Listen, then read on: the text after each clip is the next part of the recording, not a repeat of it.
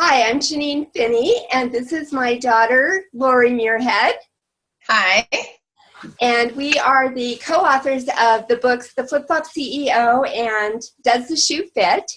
And we are doing these little meetings to help bring clarity to the misunderstood topic of network marketing.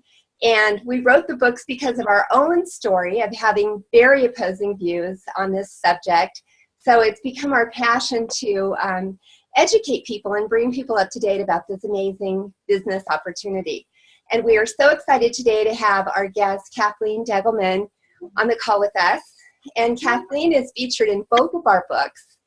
And Kathleen's background is both corporate America for 20 years and selling real estate. As a realtor, you did residential? Yep. Okay.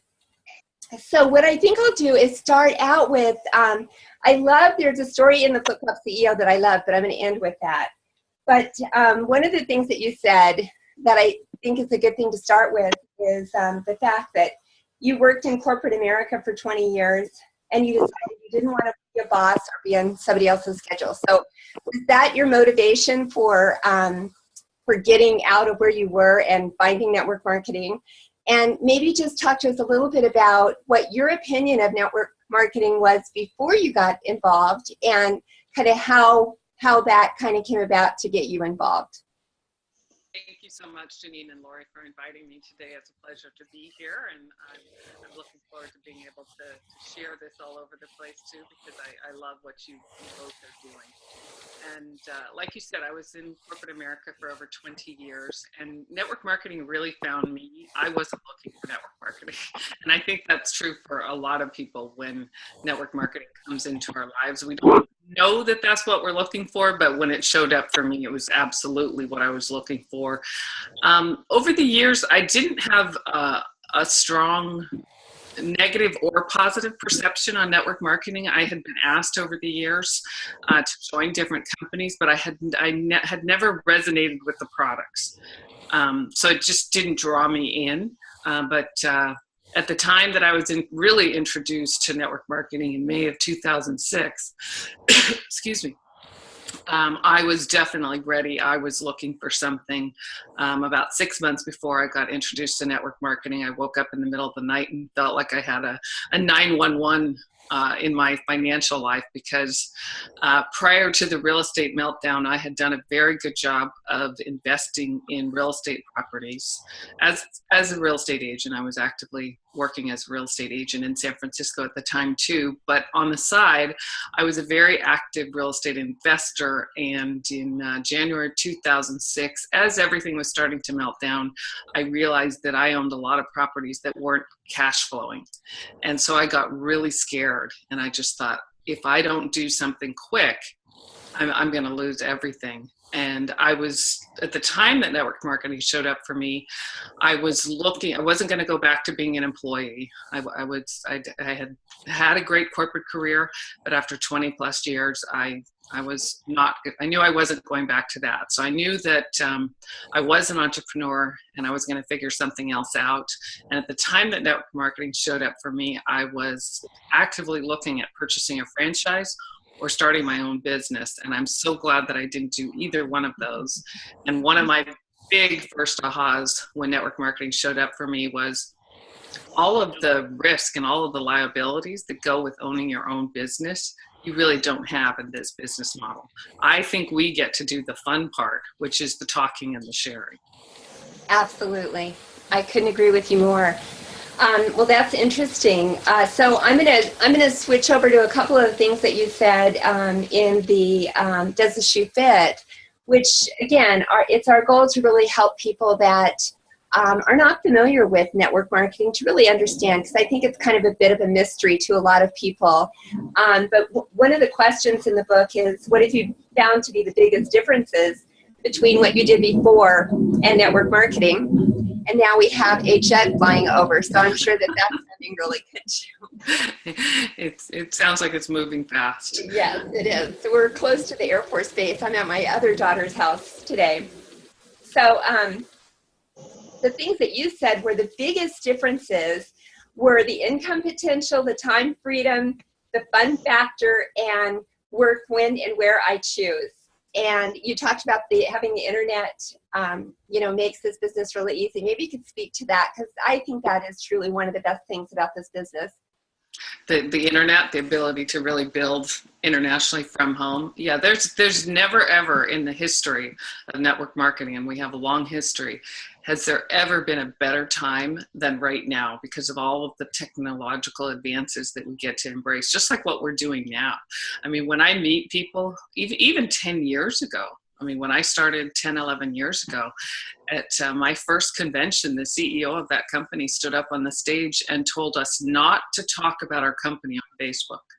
That's how new it was. Yeah. And it was like kind of forbidden territory. You didn't talk about it out there.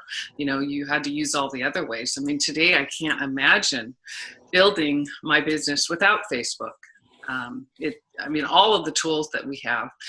And, for many of us, we're fortunate enough to work with companies that are in a lot of countries, and doing that before the technology that we now have at our fingertips with the internet would have been painful, difficult, challenging, and for many people impossible. And now we really all can do it.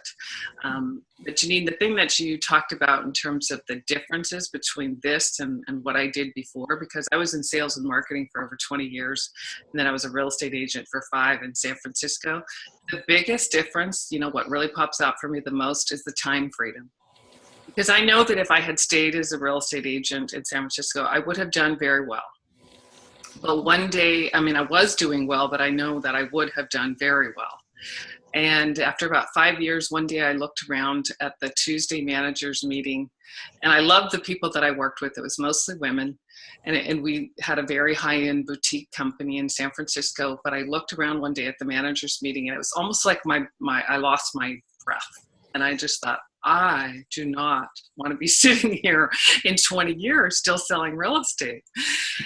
And because you can do really well financially in a number of things, but you will give up your time to do that. And as a real estate agent, I was very much at the beck and call, as you should be, to my clients, the buyers and the sellers. If I got a phone call at midnight and a buyer said, I want to write an offer on this, you got out of your robe and your jammies and you put your clothes on and you went and did that. And so, that's truly become my favorite thing about this business. I was telling Lori before we started the call that I go back and forth. I have 2 homes. I go back and forth between Vancouver Island and San Francisco because 5 years ago, I married a Canadian. So I go back and forth between two beautiful places, and I travel a lot for my business. But as long as I have the internet and my phone and my computer, and often just my phone, I'm good to go. And so I love working from home. I've worked from home 100% for the last 11 years. And I honestly can't imagine anything else. Well, and I love what you said about real estate. I've been a title rep and a mortgage rep, and I've always been around the real estate professional a lot. And, the other thing is it's kind of one and done. You finish, one sale, and then you're left with nothing, and you have to start all over again. And I think that's the other thing that is so brilliant about this business. And I have a passion for baby boomers, for really helping baby boomers with this, because I think that there's just not a lot of other ways that you can create the residual income stream, the ongoing income stream. Again, anything else that anyone's going to typically get into, they're going to be trading their time for money. And when they're not showing up, or when they're finished working, they're not going to keep making an income. And I think this is, that's one of the other things that's really, really unique about this business. I totally agree. I've hosted seminars for real estate agents before, and one of the first things I do is explain the difference between active income and passive income.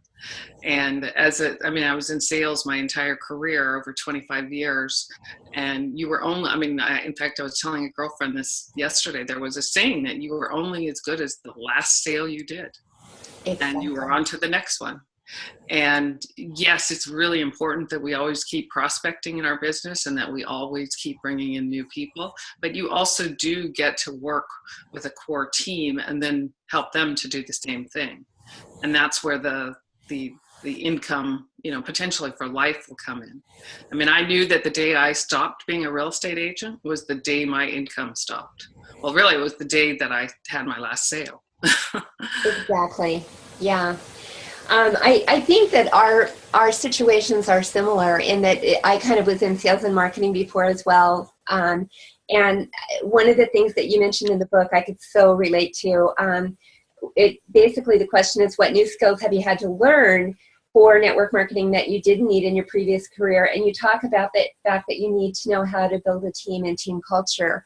And I think for somebody that has done things on their own, that's a challenge. It's been a huge challenge for me. So maybe, I just would love to know how you've done that and how you've learned to do that. Well, I love the saying that like attracts like, and you will attract your tribe. And so you don't have to go out and be anybody but yourself. But if you get yourself out there and if you stay consistent in this business, people will start to take you seriously, and you will start to attract the tribe that you get to build with. And I definitely didn't know how to create a team or a team culture before I got into network marketing. And it doesn't happen overnight. One of the skills that I brought with me was I had learned, well, I'm also one of 9 kids. I have a huge extended family. Wow. And so I grew up knowing how to get along with lots of different personalities. And that was definitely a skill that has come in handy in my career, both in corporate America and in network marketing. If you don't know how to get along well with people, that is definitely a skill you can learn and one you want to work on. But when it comes to terms of building a team culture, I mean, everybody wants to be a part of something. Everybody wants to be a part of a community of like-minded individuals, of people who really care about them. And that's saying that people don't care about what you know until they know that you care. And if you're coming from a place of service, if you're coming from a place of really wanting to help the people that are drawn to you, that come to your team, you're going to naturally start to create that synergy and that team culture. And we use a Facebook group team page. I mean, Facebook makes it so easy to stay in touch with people. I mean, we used to send emails. I really don't anymore. It's all on Facebook on the group page. If you show up and if you stay consistent, and if you're that positive voice, if you're that encouraging, passionate voice coming from a place of service, there's no way that you won't create a positive team culture and a culture that people want to be a part of. Well, I would say being one of 9 children probably helps. I'm an only child, so maybe that's why that part really struggle with that. Lori, were you going to say something? Yeah, I was going to say it kind of goes along with this, because I saw that you said in your words of wisdom in the Flip Flop CEO, you said you loved the quote from Zig Ziglar, which is, help enough people get what they want and you will get everything you want.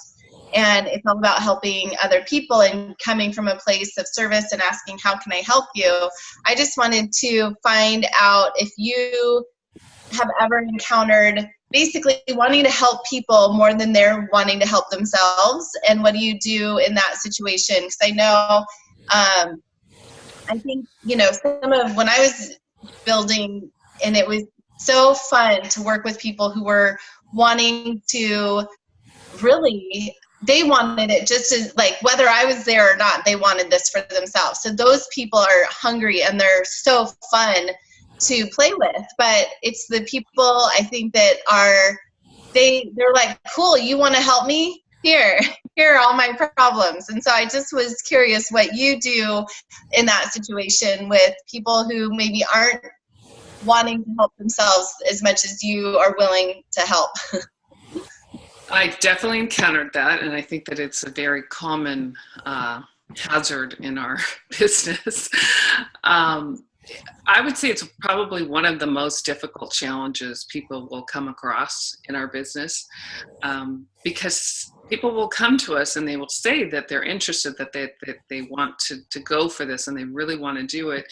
And it might be a good friend, it might be your sister, it might be somebody that you really care about, but they're not actually doing the activities, and then they start to get frustrated. And you we're not anybody's boss, but you do have to be the voice of reason, and you have to put a mirror in front of them and say, you know what, you said that you wanted to do this. These were the dreams that you said you wanted to accomplish. These were the goals that you set for yourself. But what's happening here? And at some point, you can only push a boulder so far up a hill. If somebody isn't willing to do their part, if they're not willing to do the daily activity that it takes, I mean, there's nothing that is hard about this business in terms of the specific activities. What's hard about this business is staying consistent with those simple activities. But if they're not willing to do their part, then we all have to be really careful about how we manage our time, because we have to be working with the people that are doing their part and that are making it happen and that are following through. It's one of the hardest things about this business, is to let someone go that you really care about, that you really, really want this for. If you want it more for them than they do, that's your first clue that you need to take a step back. Yeah, I definitely like that. Love what you said. I feel like that should be the quote for the call is, you aren't their boss, but you can be their voice of reason, and to really just reflect back to them. And, you know, the way we do anything is the way we do everything, right? So it may give them that gift of, wow, so this isn't working for me, and neither is this, this, and this. And do I approach everything the same way? You know, am I not willing to help myself? So anyway, I love that. Yeah, and you kind of said that in the book. You said that you work with people that have earned your attention.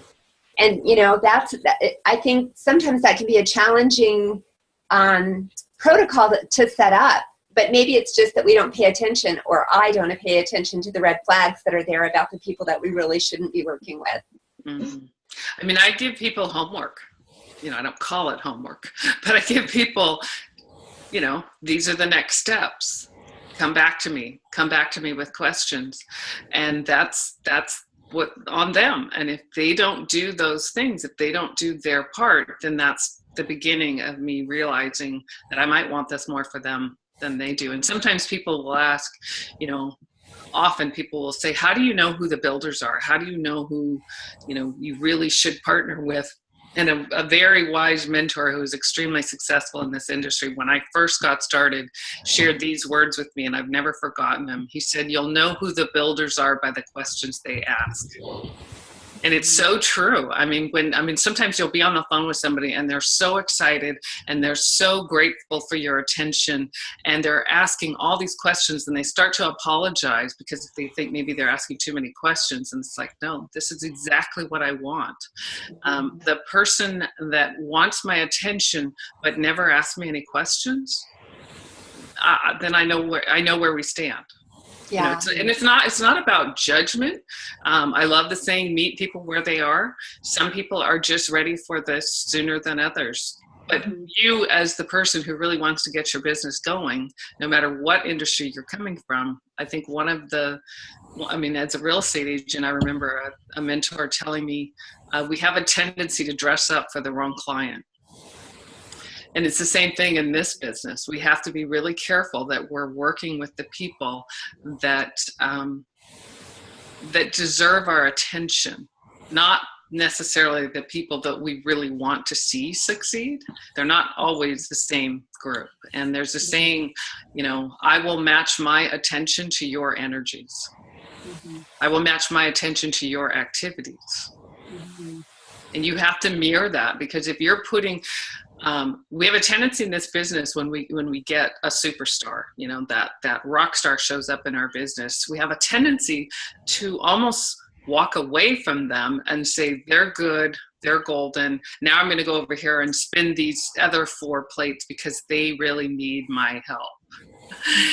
You want to bring those other 4 smaller businesses to the fun and the fire of that first business that is really going, and you want to be spending a very significant part of your time helping that person that is making that happen. And I remember in the beginning, sometimes it almost felt like I was I don't want to say the word elitist because that's not exactly how I felt, but it was almost like I felt bad that I couldn't divide my time amongst more people. It's like you want to help everybody, but the key to helping everybody is to nurture and foster start out with a handful of relationships and really help those people to become successful, because as they rise, everybody else that's around and watching is going to benefit from that.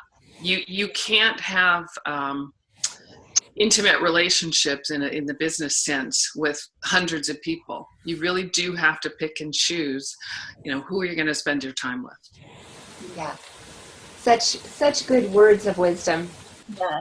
Thank you. So one of the questions also in Does the Shoe Fit is, what advice would you give someone coming into network marketing with a similar background to yours?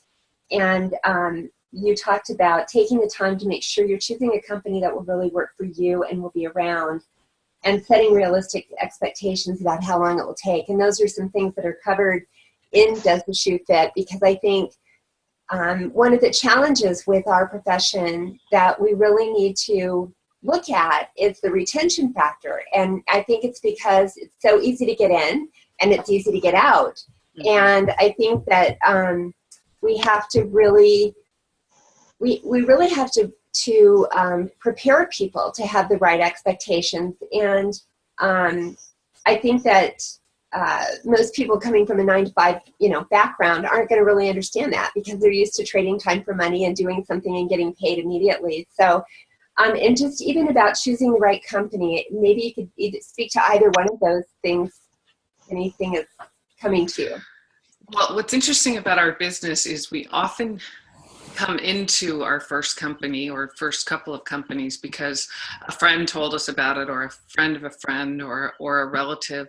And often when we first get started, we don't really know the industry. We're typically brand new to it, and we just jump in based on that relationship, which is great. But I would encourage people to do their due diligence on the company, just like any other investment that you would do. You wouldn't invest, $50,000 in a stock just because somebody said it was a good thing. You would go behind the scenes and you do the research on the product, and look at their annual report and check out the founders. I always encourage people to do that with the company that they're looking at. There's a lot of wonderful, incredible companies in this industry, and just like any other industry, there's companies that come and go. And for me, I've only been with 2 companies in 11 years, and the company that I'm with, I plan to stay for the rest of my career. You want to have that kind of a track to run on. The hardest thing in this business is to keep starting over. And we call it the shiny penny syndrome. Years ago, a mentor told me that the most successful people in this industry are the ones who have been at one company, not necessarily only one company, but a company for 10 years. And having been in the industry for 11 years, I can now look back and kind of go, that absolutely makes sense. Just like any industry, if you keep starting over and chasing that shiny penny, and this is going to be the next best thing. The other thing I've noticed that people do, and in the world of social media, it looks like it works. We divide our energies, we divide our attention. You see people who are promoting 2, 3, 4, 5 things online. And, I'm coming from a place of wisdom, not criticism. What I know about that is you will have some success, but you will never have the really big success.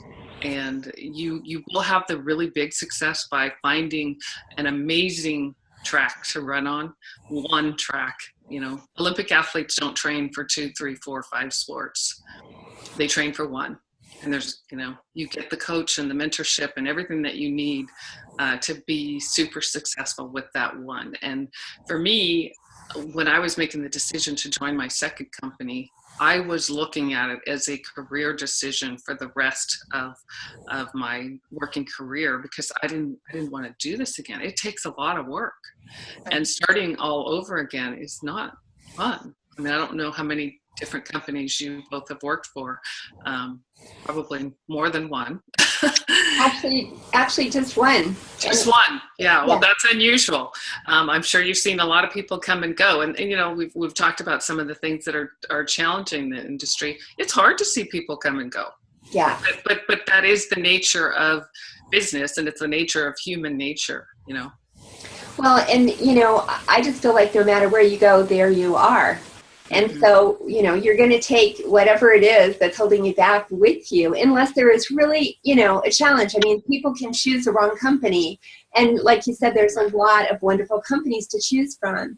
I love what you said about, you know, you wouldn't just buy stock, put $50,000 in stock because somebody else did.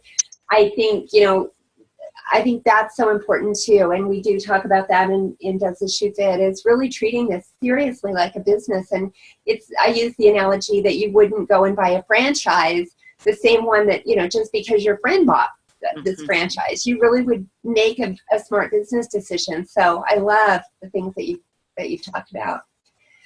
Well, just to kind of end, I saved the best for last. I love your story about the whole, you kind of got an extra benefit when you got into network marketing, and I'd love to hear more about how you have now, it's like you're living happily ever after, and I love your story. So maybe talk a little bit about how you met your husband and how that happened.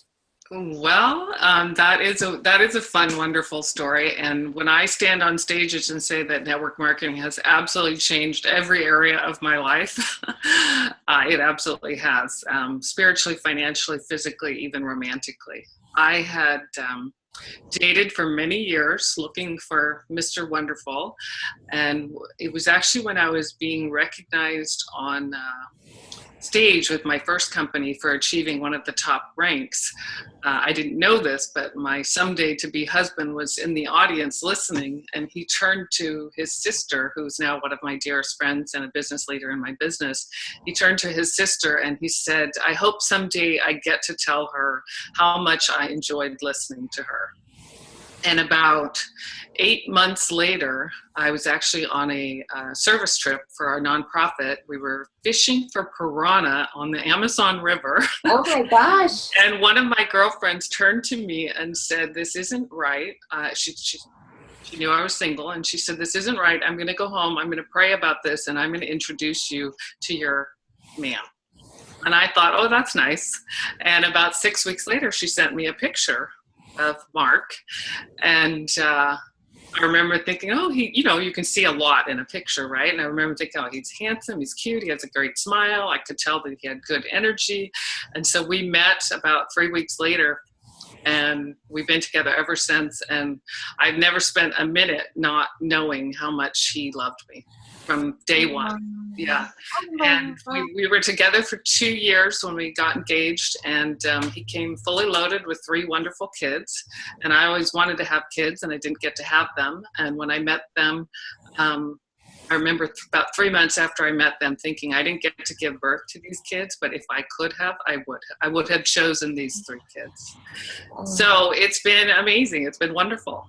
Absolutely incredible. So it has changed my life in every way possible. Yay, I love that story. Yeah, I do too.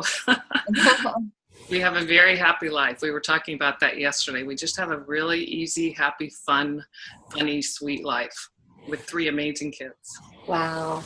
How great that you chose this profession. I know. I think, wow, what if I hadn't said yes, I really would have a different life. Yeah. Well, it's been so wonderful talking to you. I hope we get to meet you and give you a hug in person one day. I would love that. Thank you so much for inviting me. It's a pleasure to be here. Thank you. And for anybody that's listening to this call, either live or the recording, we want to thank them and reward them by giving them a discount on the book. So if they go to our website, The Flip Flop CEO, and enter Deggelman, Deggelman, 10%, they can get a discount on the book. So thank you so much, Kathleen, and thank you for putting up with all the logistics challenges we've had. I see that I've got toys here in the background. I've got my readers on and getting my glasses fixed, and I'm not a reader. I never thought I was going to be one of those people with glasses on their nose, but oh well, it's all good. Oh, wow. You look great. Well, thank you so much. Thank Wonderful to you. be here with you both. Thank you. Bye-bye. Did you end the